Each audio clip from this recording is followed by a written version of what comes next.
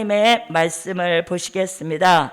하나님의 말씀은 요한계시록 1장 9절 말씀입니다. 요한계시록 1장 9절 말씀입니다. 찾으신 줄 알고 제가 봉독해 올리겠습니다. 나 요한은 너희 형제요 예수의 환난과 나라와 참음에 동참하는 자라. 하나님의 말씀과 예수의 증거를 인하여 밤무라 하는 섬에 있었더니. 아멘. 네, 오늘 아침 함께 은혜 받으실 말씀의 제목은 예수님의 십자가의 고난을 깊이 생각하자. 네, 오늘 아침 함께 은혜 받으실 말씀의 제목은 예수님의 십자가의 고난을 깊이 생각하자입니다. 네, 우리는 2023년을 맞이하고 벌써 3월을 지내가면서 나 자신을 위해 피 흘리신 예수님의 십자가의 공로를 잊고 살지는 않았는지 돌아보는 시간 되었으면 좋겠습니다. 네, 마태복음 27장 29절로 30절을 보면 가시 면류관을 엮어 그 머리에 씌우고 갈대를 그 오른손에 들리고 그 앞에서 무릎을 꿇고 희롱하여 가로되 유대인의 왕이여 평안할지어다 하며 그에게 침 뱉고 갈대를 빼앗아 그의 머리를 치더라 하였습니다. 네, 우리는 가시면류관을 쓰신 예수님의 고난을 깊이 생각하는 종들에게 머리로 짓는 죄 또는 생각으로 짓는 죄를 떠나가게 하시고 선한 생각 또 하늘의 생각을 갖게 되는 역사가 있게 하실 줄 믿습니다. 자, 그러면 첫 번째로는 십자가를 지신 예수님. 네, 첫 번째로는 십자가를 지신 예수님입니다. 말씀은 이사야 53장 4절에서 5절 말씀과 마태복음 27장 45절로 46절 말씀입니다. 이사야 53장 전장에서 예수님이 십자가를 지신다는 예언을 하였는데요.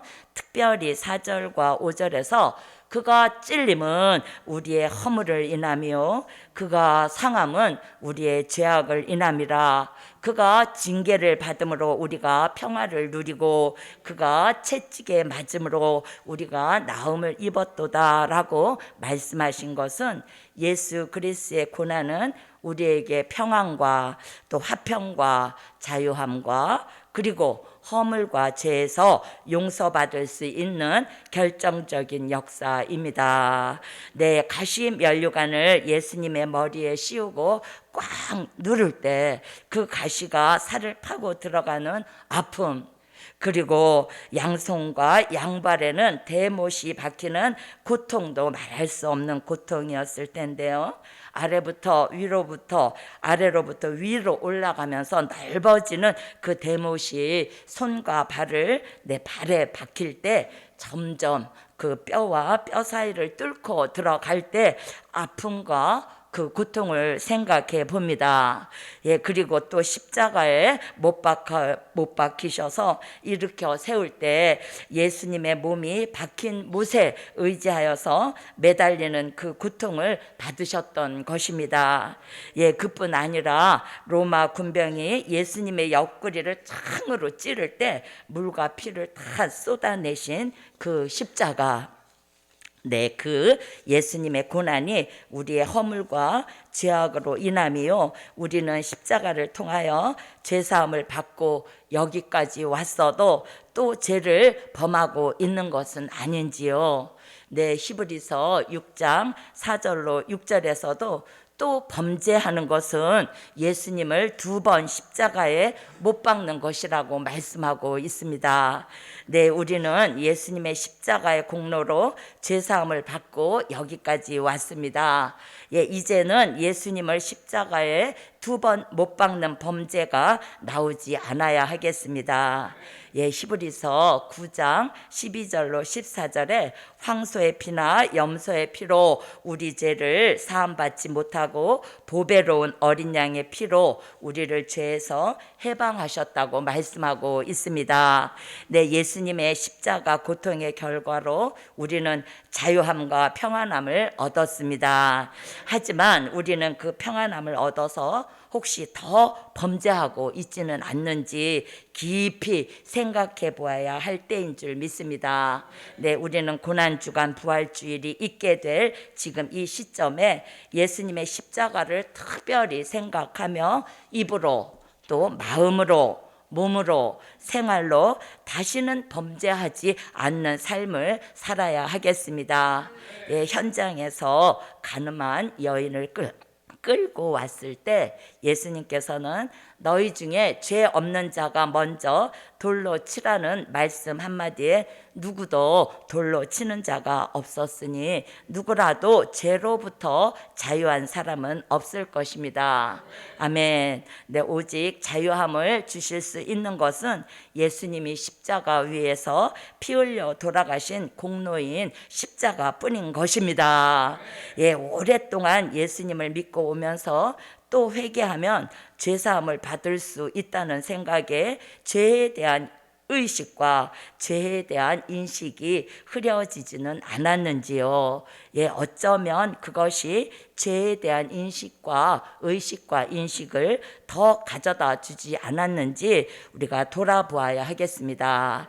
네, 우리는 더욱더 예수님의 십자가를 깊이 생각하며 더 이상 십자가의 공로가 희미해져가는 삶을 살아서는 안 되겠습니다. 네, 그래서 사도 요한은 나 요한은 너희 형제요 예수의 환난과 나라와 참음에 동참하는 자라고 하였습니다. 자, 두 번째로는 예수님의 고난에 동참한 순교자들. 예, 두 번째로는 예수님의 고난에 동참한 순교자들입니다. 네, 말씀은 요한계시록 6장 9절로 11절 말씀입니다. 예, 첫 순교자 아벨서부터 우리 시대까지 순교자라 함은 주를 위해 복음을 위해 목숨을 버린 사람을 말씀합니다. 예, 예수님은 십자가를 지시기 전에 제자들에게 너희가 나를 따라오려거든 내 몫에 태인 십자가를 지고 나를 따라오라 하셨고 그 말씀대로 제자들은 다 십자가를 지고 실제로 순교함으로 예수님의 뒤를 따라갔습니다. 우리 또한 예수 그리스도를 바로 따라가려면 반드시 고난이 있다는 것입니다. 네, 우리는 그것을 가정적인 십자가, 개인적인 십자가라고 표현도 합니다.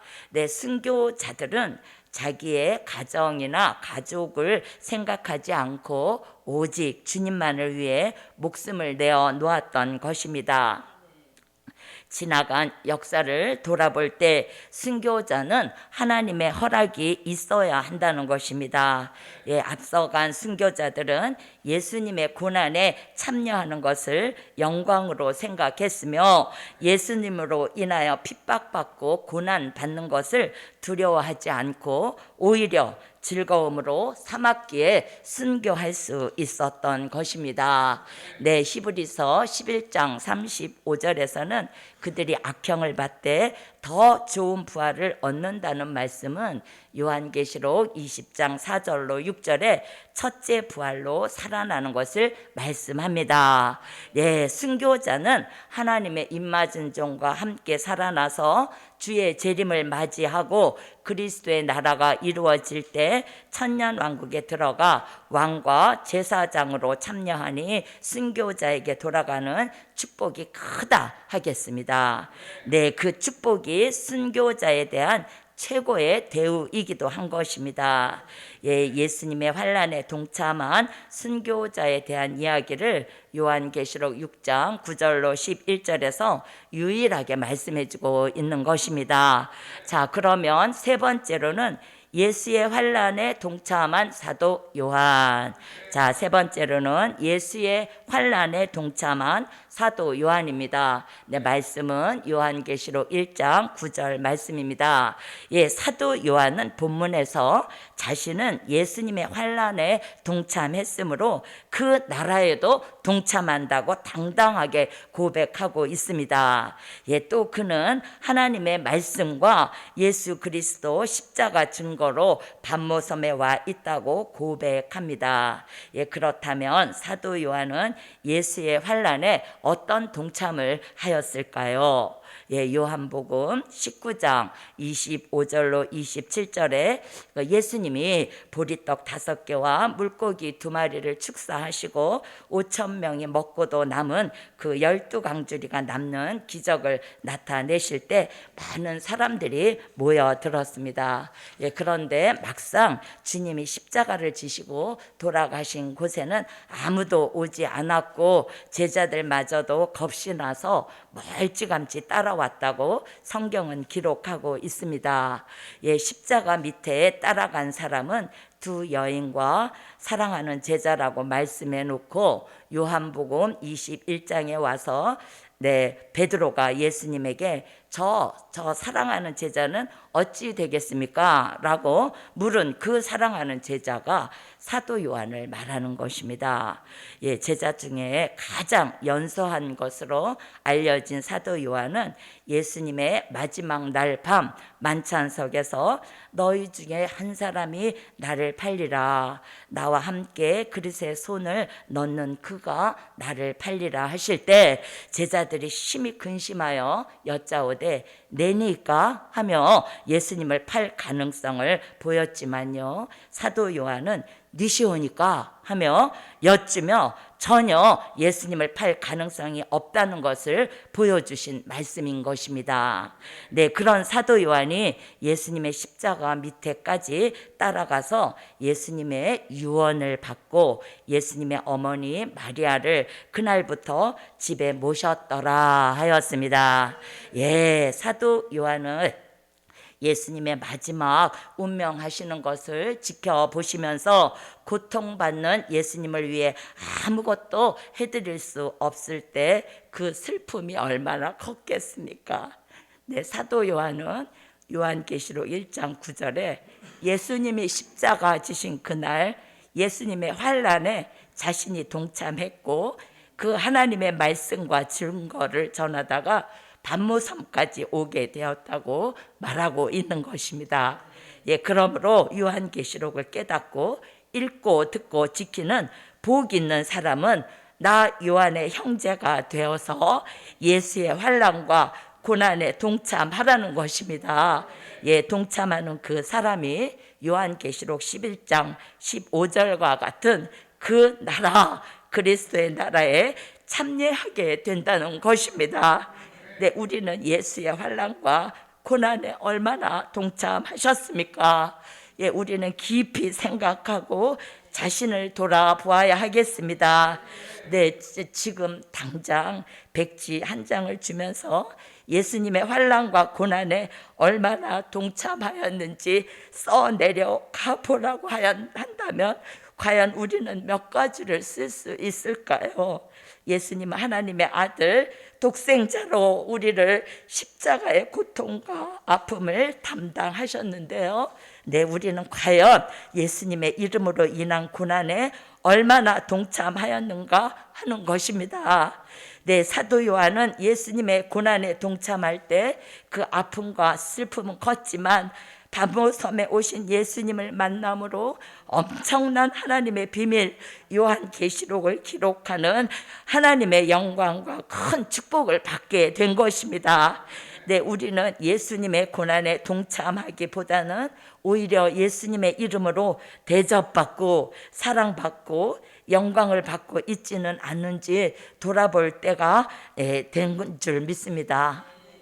네, 우리가 사도 요한과 같이 주를 위해서 받는 고난이 있다면 반드시 갚아주시는 하나님의 공의로 복이 있을 줄 믿습니다. 자, 4번째로는 예수의 환난에 동참한 입맞은 종들. 자, 네 번째로는 예수의 환난에 동참한 입맞은 종들. 네, 말씀은 요한계시록 14장 13절 말씀입니다. 요한계시록 14장 13절 말씀 네, 찾으셔서 우리 다 함께 봉독하시겠습니다. 예, 찾으셨으면 다 함께 봉독하시겠습니다. 또 내가 들으니 하늘에서 음성이 나서 가로되 기록하라. 자금 이후로 주 안에서 죽는 자들은 복이 있도다 하시매 성령이 가라사대 그러하다. 저희 수고를 그치고 쉬리니 이는 저희의 행한 일이 따름이라 하시더라. 네, 사도 요한은 요한계시록 1장 9절에 예수의 환난에 동참할 것을 예시하고 있습니다. 예, 입맞은 종들이 요한계시록 14장 13절에 산순교함으로 예수의 환난에 동참하게 되는 것입니다. 네, 순교는 두 가지로 볼 수 있습니다. 요한계시록 6장 9절로 11절에 육체가 죽는 순교가 있고 육체는 살아있지만 그 속에 육체의 소욕, 인간성, 죄악성을 죽이는 산순교가 있습니다. 네, 그래서 산순교는 죽은 자라고 하지 않고 주 안에서 죽는 자라고 표현하였습니다. 네, 하나님의 입맞은 종 14만 4천은 육체는 살아있지만 그 속에 있는 육체의 소욕, 인간성, 죄악성을 죽이기 위해 예수의 환난에 동참하니 산순교이며 이 또한 순교와 방불케 하는 역사인 것입니다. 예, 이와 같이 요한계시록 1장 9절에서 사도 요한의 형제가 되는 사람은 요한계시록 14장 13절 같이 산순교할 것을 말씀해 놓은 것입니다. 예, 그렇다면 선지서와 요한계시록을 통해서 말씀을 읽고 듣고 지키면서 얼만큼 순교자의 길을 가고 있는지 생각해 볼 때인 것입니다. 아멘. 자, 누군가는 될 일의 말씀을 전하고 하나님의 뜻을 이루며 하나님의 말씀과 복음을 위해 사는 사람은 복음으로 인해 오는 고통이나 어려운 일들을 감수해야 하는데요. 순교자와 입맞은 종들의 공통점이 있다면 예수의 환난과 고난에 동참해야 한다는 것입니다. 네, 그렇게 동참하는 그들에게 요한계시록 11장 15절에 그리스도의 나라 천년 왕국에 들어가 왕과 제사장으로 천년을 살게 된다는 것이 복음의 핵심입니다. 네, 그러나 그 복음을 위해서 고난을 겪지 않으려는 사람도 많이 있다는 것입니다. 예, 바울은 복음을 전하다가 나사렛 이단이라는 소리를 들어도 그 사람을 찾아가서 따지기보다는 오히려 그런 사람들을 좋아하면서 따르는 사람들에게 두란노 소원에 모여서 온종일 예수 그리스도를 전파하였습니다. 예, 사도 요한이 요한계시록을 기록할 사명이 있어 지중해 연안에 있는 반모섬에 가서 범죄자들 가운데 있었어도 우울하거나 두려워하지 않을 수 있었던 것은 십자가 밑에서 예수님의 고난을 직접 목격한 증인이었기 때문인 것입니다.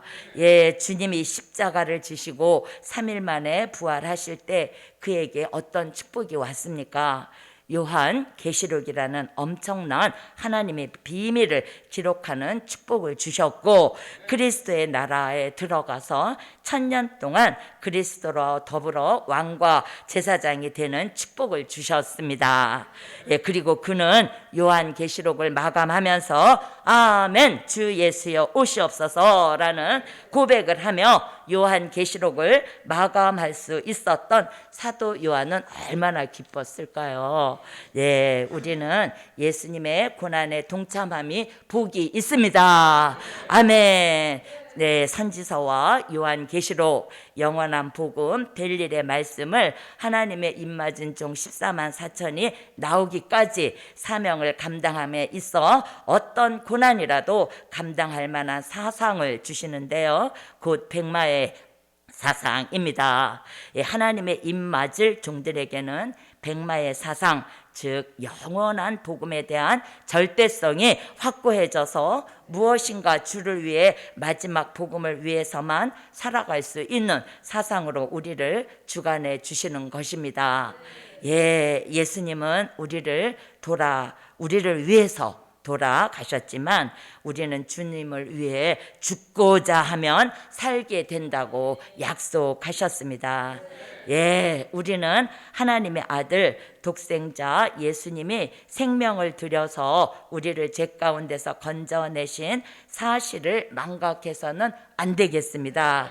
그렇게 될 때 예수의 환난에 동참한 입맞은 종들에게 두 증인의 권세로 그리스도의 나라의 왕과 제사장이 되게 하시는 축복을 주시는 것입니다. 환난에 동참한 자들에게 주시는 하나님의 공의인 것입니다. 결론입니다. 오늘 말씀의 결론은 하나님의 공의가 시행되는 축복이다. 오늘 말씀의 결론은 하나님의 공의가 시행되는 축복입니다. 기도 드리시겠습니다. 오늘 이 아침에 1000번째 헌금 하나님께 드렸습니다. 여호와께서 그 중심 받아 주시옵시고 이제 2023년을 향하여 달려가는 귀한 종에게 하나님께서 그 마음의 소원을 형통함으로 이루어 주시옵소서. 함께하여 주시옵소서. 기도 드리시겠습니다. 할렐루야. 만군의 여호와 전능하신 하나님 아버지, 성산의 시대가 열려진다라는 말씀의 제목으로 거룩한 성일에 풍성한 은혜를 베풀어 주시고 한 주간 시작하는 오늘 이 새벽에 예수님의 십자가 고난을 깊이 생각하자라는 말씀으로 우리 자신을 돌아보는 시간 삼아 주심을 감사드립니다. 그가 찔림은 우리의 허물을 인함이요 그가 상함은 우리의 죄악을 인함이라. 그가 징계를 받음으로 우리가 평화를 누리고 그가 채찍에 맞음으로 우리가 나음을 입었도다 하신 말씀처럼 예수님의 십자가의 고난을 깊이 생각하며 예수의 환난에 동참한 자들에게 주시는 하나님의 공의가 예루살렘 교회와 우리들의 삶 속에 넘치도록 시행되는 축복 주실 줄 믿고 감사드리오며 예수님 이름으로 기도드리옵나이다. 아멘. 하늘에 계신 우리 아버지여, 이름이 거룩히 여김을 받으시오며 나라의 임하옵시며 뜻이 하늘에서 이룬 것 같이 땅에서도 이루어지이다. 오늘날 우리에게 일용할 양식을 주옵시고 우리가 죄 지은 자를 사하여 준 것 같이 우리의 죄를 사하여 주옵시고 우리를 시험에 들게 하지 마옵시고 다만 악에서 구하옵소서. 나라와 권세와 영광이 아버지께 영원히 있사옵나이다. 아멘. 우리 다